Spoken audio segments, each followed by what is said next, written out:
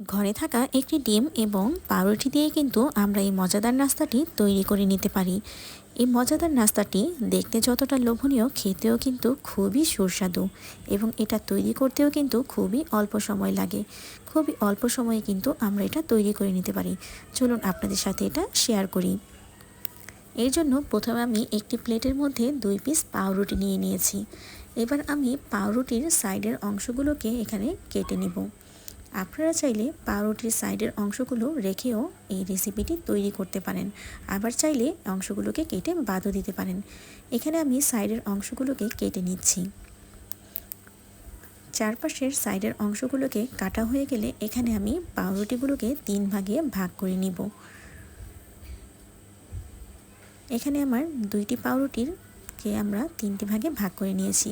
ঠিক একইভাবে আমি আরও 2টি পাউরুটি নিয়ে ওটাকেও আমি সমান 3টি ভাগে ভাগ করে নিব। এখানে কিন্তু আমি পাউরুটিগুলোকে ভাগ করে নিয়েছি। এবার আমি একটি বাটির মধ্যে একটি ডিম ভেঙে নিয়েছি এবং এই ডিমের মধ্যে আমি কিছুটা গুঁড়ো দুধ, সামান্য একটু চিনি এবং একটু পানি দিয়ে গলিয়ে নিব। আপনারা চাইলে ডিমের মধ্যে লিকুইড দুধও অ্যাড করতে পারেন। সবগুলো উপকরণ এবার আমি ভালোভাবে মিশিয়ে নিব।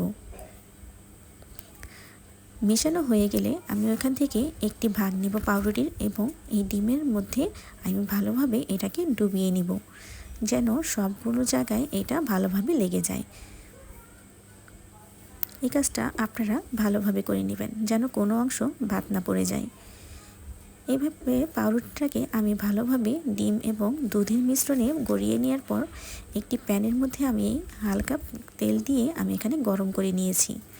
আপনারা চাইলে এখানে তেলের পরিবর্তে বাটার অথবা ঘিও কিন্তু ব্যবহার করতে পারেন। বাটার এবং ঘি ব্যবহার করলে কিন্তু এটার টেস্টটা আরও বেশি ভালো লাগবে। এভাবে আমি একে একে সবগুলি পাউরুটির টুকরোকে ডিমের মধ্যে ডুবিয়ে তারপরে তেলের মধ্যে দিয়ে দিয়েছি। এখন আমি একটা অংশ বা এক পাশ ভালোভাবে ভাজার জন্য দিয়ে দিব। ভালোভাবে যখন ভাজা হয়ে যাবে তখন আমি এটাকে উল্টিয়ে নিচ্ছি। দোনো পাশটা আমি ভালোভাবে ভেজে নিচ্ছি। আমার 2 পাশে যখন ভালোভাবে ভাজা হয়ে যাবে তখন আমি এটার সাইডগুলোকেও হালকা করে ভেজে নিব। আমি এখানে সবগুলো টুকরোরই সাইডগুলোকে এপার ওপাশ করে ভালোভাবে ভেজে নিব, যেন কোনো অংশ কাঁচা না থেকে যায়। সবগুলো অংশ যখন আমার ভালোভাবে ভাজা হয়ে যাবে তখন কিন্তু এটাকে আমি প্যানে থেকে তুলে নিব। এবার আমি একে একে সবগুলো পাউরুটিকে তুলে নিচ্ছি। এটা এখনই দেখুন দেখতে কতটা লোভনীয় লাগছে।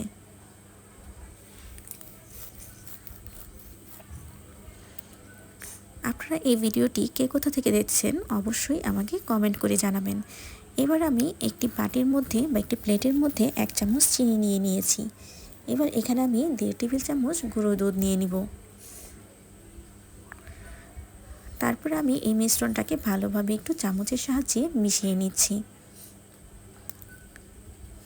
চামচের সাহায্যে এভাবে আমি ভালোভাবে মিশিয়ে নেওয়ার পর এটার মধ্যে আমি রুটির টুকরোগুলোকে কোট করে নিব। এখানে আমি একটি রুটির অংশকে নিয়ে নিয়েছি। এবার দুধ এবং চিনির মিশ্রণে এটাকে ভালোভাবে কোট করে নিচ্ছি। এইভাবে করে আমি একে একে সবগুলি পাউরুটির টুকরোকে কিন্তু কোট করে নিব। আর এটা দেখতে কিন্তু এর ফলে খুবই ইয়াম্মি লাগছে। আপনারাও চেষ্টা করবেন এভাবে রুটিগুলোকে কোট করে নেওয়ার। এখানে আমি চেপে চেপে সবগুলো রুটির মধ্যেই একইভাবে গুঁড়ো দুধ এবং চিনির মিশ্রণটা লাগিয়ে নিচ্ছি। আমার সবগুলো রুটির মধ্যেই কিন্তু এভাবে আমি একে একে লাগিয়ে নিব। এর ফলে কিন্তু এটা দেখতে খুবই সুন্দর লাগবে। এখানে আমি সবগুলো রুটিকে কোট করে এভাবে নিয়েছি। দেখুন এটা দেখতে কতটা লোভনীয় লাগছে। সকালে চাইলেই বাচ্চাদের কিন্তু টিফিনে আপনারা এই নাস্তাটি তৈরি করে দিতে পারেন, অথবা বিকেলেও কিন্তু আপনারা স্ন্যাক্স হিসেবে এই নাস্তাটি খেতে পারেন।